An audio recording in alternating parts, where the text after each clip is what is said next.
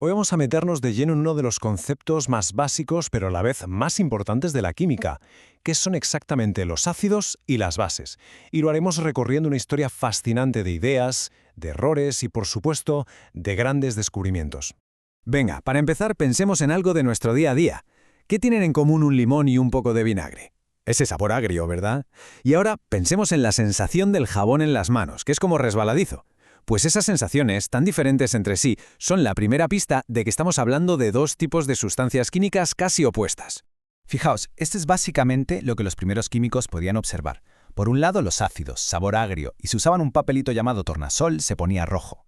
Por otro, las bases, sabor amargo, tacto jabonoso, y el mismo papelito se volvía azul. Pero la clave de todo, lo más importante, es que cuando los juntas, se anulan el uno al otro, se neutralizan. Claro, la pregunta del millón era ¿por qué? ¿Qué pasa ahí a nivel molecular? Y esa pregunta, ese por qué, nos lanza de cabeza a un viaje por la historia de la química.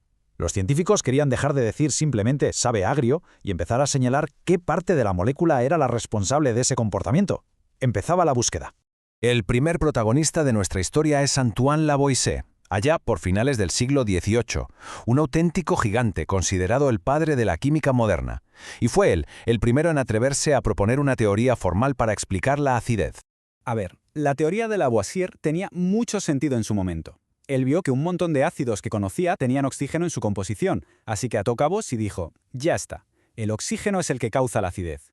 De hecho, el propio nombre que le puso, oxígeno, significa literalmente engendrador de ácidos. Parecía que el caso estaba cerrado. Pero siempre hay un pero. La ciencia avanza poniendo a prueba las ideas, y unos años más tarde, Humphrey Davy descubrió que el ácido clorhídrico, el HCl, era un ácido súper fuerte y no tenía ni una pizca de oxígeno. Esto fue un golpe para la teoría de Lavoisier. Estaba claro que, aunque fue un primer paso genial, no era correcta. El culpable tenía que ser otro. Así que saltamos casi un siglo en el tiempo. La química ha evolucionado un montón y las herramientas para investigar son mucho mejores.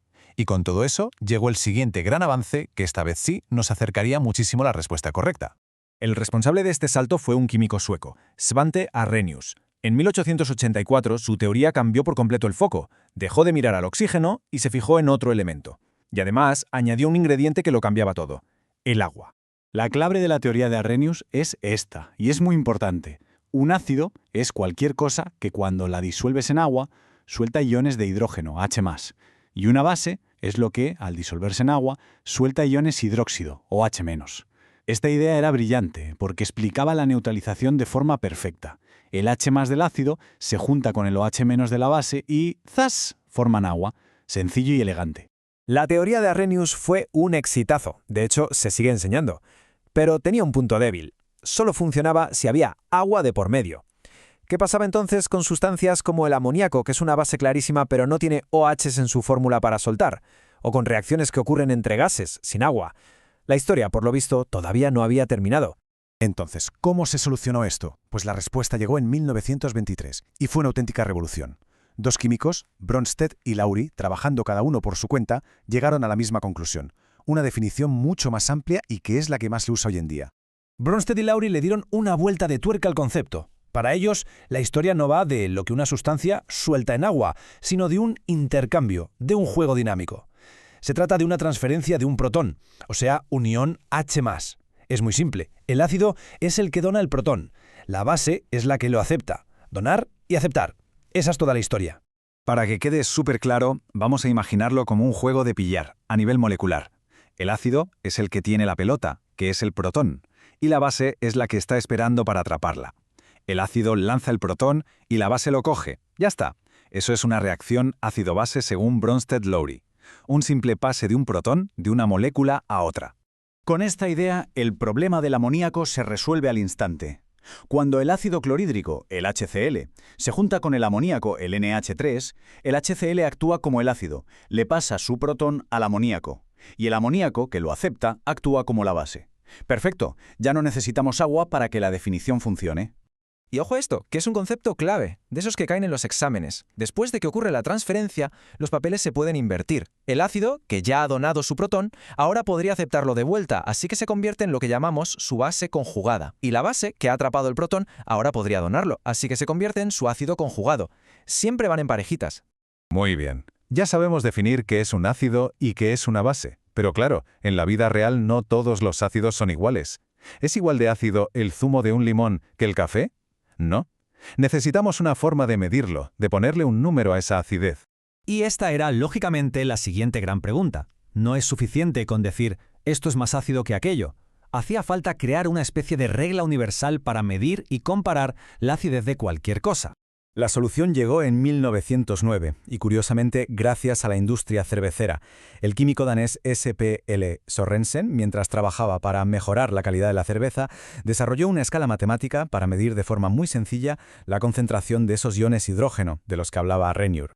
Y así nació la famosísima escala de pH, que no es más que una escala, normalmente del 0 al 14, que nos dice de un vistazo si algo es ácido o básico.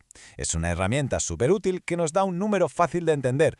Y dentro de esa escala, el número mágico, el centro del universo, es el 7.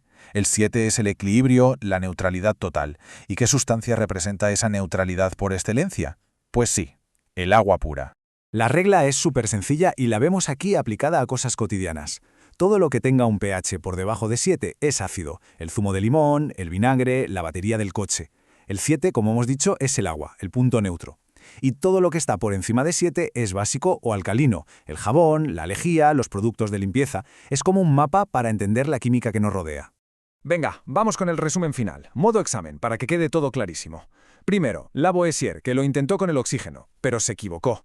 Segundo, Arrhenius, que dio en el clavo con los iones H+, pero necesitaba agua. Tercero, Bronsted-Lowry, que nos dieron la definición más completa, la transferencia de protones. Y cuarto, la escala de pH, la herramienta para medirlo todo. ¡Listo! Y para acabar, una idea para darle vueltas. El agua, que es nuestro punto neutro, el 7 en la escala de pH, a veces puede actuar como un ácido y donar un protón, y otras veces como una base y aceptarlo. Es lo que se llama una sustancia anfótera.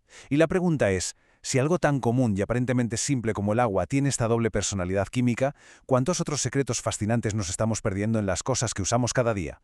La química, está claro, está por todas partes.